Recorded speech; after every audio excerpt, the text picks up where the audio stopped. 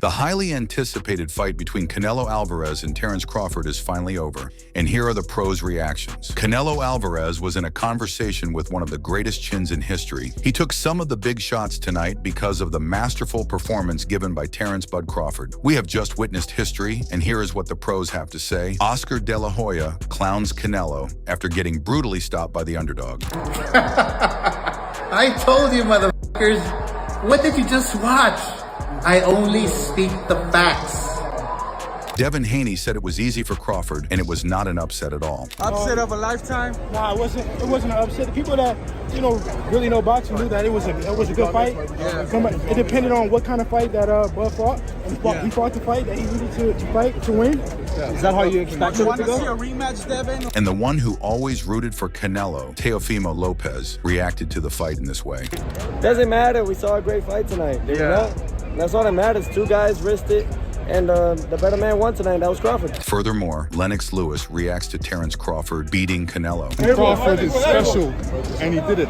We can't put you making the frustration. We saw. And it is frustrating to try and fight a guy, and you want to fight, but this guy's moving well, and Crawford was moving too well. Stephen A. Smith was not at all surprised by the Terence Crawford beating Canelo. I'm picking the win by decision coming in this fight. Watching Canelo, seeing his career, expected he wasn't going to get knocked out, especially by the smaller man. But did Crawford have enough power and boxing skill to keep Canelo off of him to some degree? What I didn't expect was for him to stand there and exchange and survive. And he did that on several occasions, and that's why Crawford deserves so much credit. Claressa Shields also seems excited on the pleasant victory of Terence Crawford. And I get the credit to Crawford, and I feel great. It's Terence Crawford and Shakur Stevenson. I really Canelo Alvarez. Man, I knew it already. I had been texting him. He's doing great in him. I saw how his body stood about 168. I'm like, man, y'all crazy. Still, they always talking about size. Still. Floyd Mayweather won a $74,000 bet by Crawford winning and now calling it easy money. And right after the fight, Floyd called Crawford to congratulate him, and Bud thanked him for betting on his side.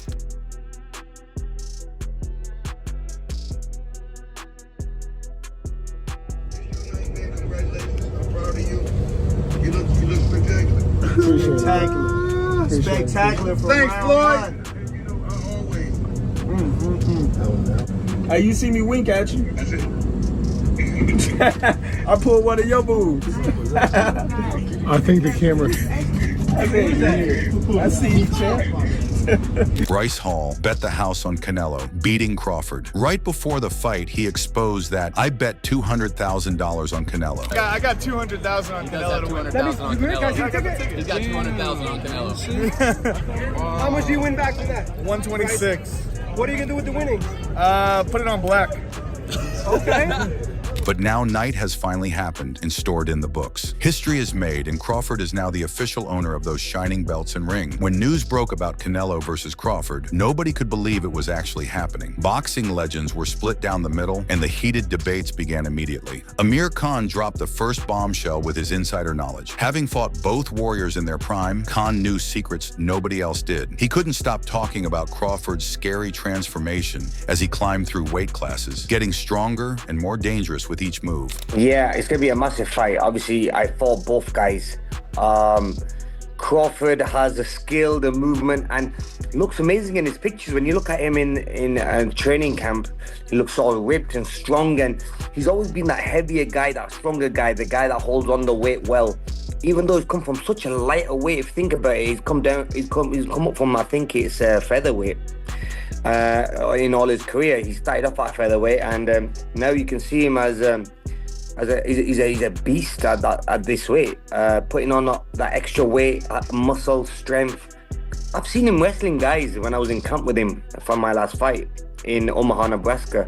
He was wrestling these heavy guys. But then Khan revealed something that shocked everyone. He told stories about Crawford literally throwing around bigger guys in training camp, showing freakish strength nobody expected. And when Khan talked about fighting Canelo, he exposed exactly where the Mexican star could be hurt, while warning everyone about that knockout power that ends careers. This prediction had everyone questioning everything they thought they knew. And he was taking them out.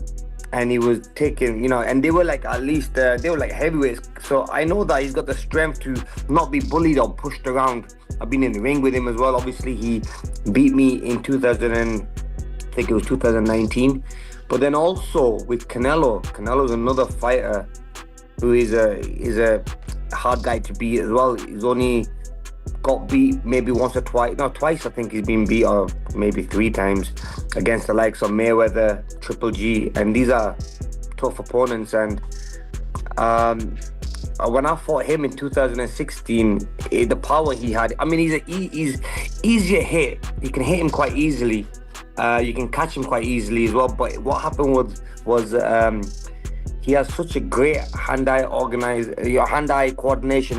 That's when Shakur Stevenson jumped in with the most outrageous claim yet. He said if Crawford could pull this off, it would be the greatest upset in boxing history. Think about it. Crawford had already destroyed Errol Spence, then jumped up 2 full weight classes to challenge the king himself. I feel like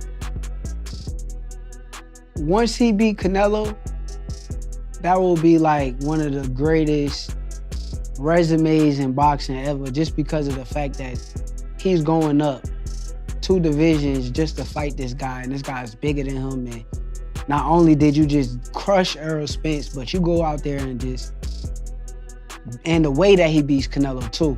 If he go out there and just dominate and make it an easy fight. But Stevenson didn't stop there. He dropped the ultimate game plan that had Canelo fans worried sick. Using Floyd Mayweather's blueprint as proof, Stevenson explained exactly how Crawford could embarrass Canelo and make it look easy. The strategy was so simple, yet so deadly, that even Canelo's biggest supporters started having doubts. But as far as the fight, I feel like Bud could beat him easy. How though? Don't give me everything, just how is it? For me, it's a blueprint already. It's literally blueprints to see. Floyd was a lot smaller than Canelo when he fought him. You keep Canelo on the outside. I ain't gonna even say too much, but you keep him on the outside and make it an easy night. However, the psychological warfare was just getting started. Roy Jones Jr. noticed something during the face-offs that sent shockwaves through social media. According to Jones, Crawford made Canelo look away first, a sign that the underdog was already winning the mental battle before the first punch was thrown. When I watched that up-close interview, or interactment, Bud made sure that Canelo looked away first. Bud is for real. He made sure Canelo broke the stare. He made sure, and you know me, because this is what I do. You understand me? I believe in winning fights before the fight started. Right. You understand me? I had to watch that to be sure I saw who was gonna take the edge. Canelo did it off like it was, and don't get it wrong now, that could be, that don't mean nothing to everybody. But to me, when I make you look away first, and somebody ain't gotta force you to look away, it doesn't necessarily mean something, but maybe it does mean, maybe it might. Meanwhile, Sean Porter couldn't hide his disbelief about this fight even existing. He admitted that absolutely nobody saw this coming when Crawford first started his journey through the weight classes. The fact that Crawford had fought his way into boxing's biggest stage left Porter and everyone else completely stunned. This is something I don't think the boxing world, sports, would have ever seen coming. For sure. Number one, you would never have seen Canelo Alvarez and Terence Crawford ever get in the ring. That's never. Right. Never. You would never. But to see Terence Crawford at the top of a bill like this is something that people never, ever thought was coming, right? So, to the point of your question, and I think that there's a lot of people that Terence has. You know, funny thing, I think he grabbed a lot of hearts when he cuffed up Errol Spence the way that he did. But then he lost a lot of hearts in his fight that he had against Israel Madrimov. Porter kept emphasizing how impossible Crawford's rise seemed. Despite all the critics saying he'd never make it this far, Crawford proved every single doubter wrong. His path to this mega fight was so unlikely that Porter called it one of the most surprising developments in modern boxing history. If he had stopped Madrimov or something like that, I think the conversation about this fight would have been totally different. I agree too. And I think that when this fight first got announced, you had a lot of people that just thought that this fight was going to be a wash. There was no point in a fighter moving up 3 weight classes. Yeah. You know, because 147 a couple of times, only one fight at 154. You know, people are looking at him moving up 3 weight classes and taking on the biggest juggernaut in the world right now. And the biggest draw. And I think that a lot of people, that question was kind of mute for a long time. And the reason why I asked you guys that question, when did you find out about Terence Crawford, is because someone who's known Terence since we were about 14, 15 years old, known him closely since we were 18, 19 years old. Gotcha. I can tell you that this is a fight that this man can win. Yeah. This man can win this fight decisively without a shadow of a doubt. Well, and that takes me because you've been in the ring with him. Then Wade Plemons delivered the harshest reality check of all. He made it crystal clear that Crawford couldn't just survive, he had to dominate from the opening bell. According to Wade, anything less than total control would mean certain defeat against a legend like Canelo. But Terence Crawford, in my opinion, has to clearly beat Canelo. I mean, get up on those scorecards and run away with this thing. And again, those points that I laid out earlier is the way he does that. He has to continue to keep pressure on Canelo. He has to continue to stifle Canelo, and he has to clearly beat it. I just see Terence Crawford, if he's going to win, he's going to have to win by 3, 4, 5 rounds, which means, again, you want to rack those first 4 out of 6. You want to be able to maintain it late into the fight. You're going to have to play risky. You're going to have to do things that normally you wouldn't have to do. You're going to have to be in Canelo's face. There's a lot of things that Terence Crawford is not used to that he's going to have to do this time around. Jarrett Hurd tried to stay neutral, but ended up making the most nervous prediction ever. He admitted he was leaning toward Crawford while acknowledging that literally anything could happen. Hurd stressed that the first round would tell the entire story of the fight. I got to go with my man Crawford because I can't go against him, but I will say this. I could change my mind once I see the first round. It all depends on how both of them fight, you know what I mean? If I see Crawford trying to stand toe-to-toe, it might be short. If I see him fight smart, I'm going Crawford. But if I see Canelo throw one punch at a time and not letting his hands go in combination. Hurd then revealed something that changed everything about how people viewed Crawford's chances. From his own sparring experiences, he knew Crawford could handle bigger, stronger guys better than anyone expected. This insight made the fight even more unpredictable and had fans on the edge of their seats. Yeah, for sure. Everybody think he coming up the way he ain't gonna be strong. They the same height. Crawford told me when I sparred him, he said, "Oh, you back all him up with 154 pounds or stuff. You ain't gonna back me up." And I couldn't back his ass up. False. We did 2 rounds though, but he was. I couldn't push him back like he said. So. Decision to stoppage. Oh, definitely going 12 rounds. Canelo ain't never stopped nobody. He ain't stopped Jaime Miguel, Edward Malinga, Tom Ryder, Skull. He ain't stopped nobody in so long. And Crawford damn sure ain't stopping no Canelo. He fought Triple G and Duval. I know they don't hit harder. They hit harder than Crawford. So it's going decision. What's up? Jim Gray added fuel to the fire with his warning about expecting the unexpected. He reminded everyone that the best laid plans mean nothing once the violence starts, making this fight completely impossible to predict with any confidence. Well, he seems to be prepared and ready for it. And yes, there is that danger. Look at what happened when Canelo moved up in weight against Beeble. So, you know, there's a lot of examples, and there's examples the other way as well. So, you know, it's hard to predict what is going to happen in a fight. That is why they fight. So for anybody to say they have a crystal ball and they know, I suggest they go down the hall here, because if they know it now, they'll end up leaving a heck of a lot more money in their pocket, and you know, they'll be able to have that reading from that crystal ball. So nobody knows until they fight. Everybody has a plan, like Mike Tyson said, until they get punched in the mouth. So we'll see what happens. Gray doubled down on the chaos theory, explaining how one punch could change everything both fighters had prepared for months. This uncertainty made every expert prediction feel worthless and kept the suspense building right up to fight night. It's hard to give a strategy until we see actually what transpires.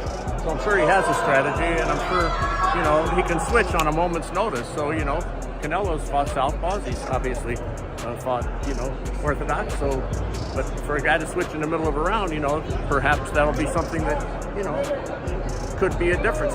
It's impossible to say here. You know, how's he going to react when he gets hit by somebody with this type of power at this type of weight? So strategies are all great. Everybody can prognosticate and, you know, tell you what's going to happen, but nobody knows. Christian Mbili brought everyone back to reality with his simple but powerful observation. He reminded everyone that weight classes exist for a reason, and Canelo was fighting in his natural home while Crawford was playing with fire. Well, I think Canelo gonna win, but yeah, because Canelo is a real super middleweight. It's his division, and for me, I don't think you can take weight like this and do same performance that you have done in the past. I think maybe for me, I think the weight would be the difference, makes the difference. Stephen Fulton offered the last glimmer of hope for Crawford fans. He believed Crawford's boxing IQ and ability to adjust mid-fight could overcome the size disadvantage, but only if everything went perfectly in those crucial opening rounds. I've always went with Crawford this fight. It's nothing against Canelo, because Canelo's a hell of a fighter. I don't know how he is as a person. Neither the guy, I don't know how neither of them are as a person, but I like Crawford for challenging himself. Like, that's the type of things I do and I've done. So I like anybody that's willing to challenge themselves. Whether it's money or not, you still have the heart to go in there and challenge the bigger guy.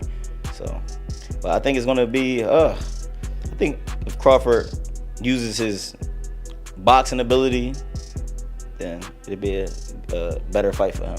Yet Fulton couldn't ignore Canelo's body-punching mastery that breaks down even the toughest opponents over time. This created even more doubt about whether Crawford could last 12 rounds against such relentless pressure and power. Because Canelo punching on your arms everywhere. He be chopping down, punching on your arms and all.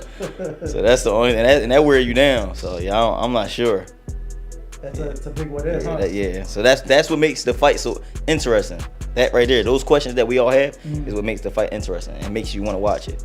So there you have it, the most controversial predictions from boxing's biggest names before this historic showdown. Some got it right, others were completely wrong. What did you think would happen? Drop your predictions in the comments and let us know which expert you agreed with the most.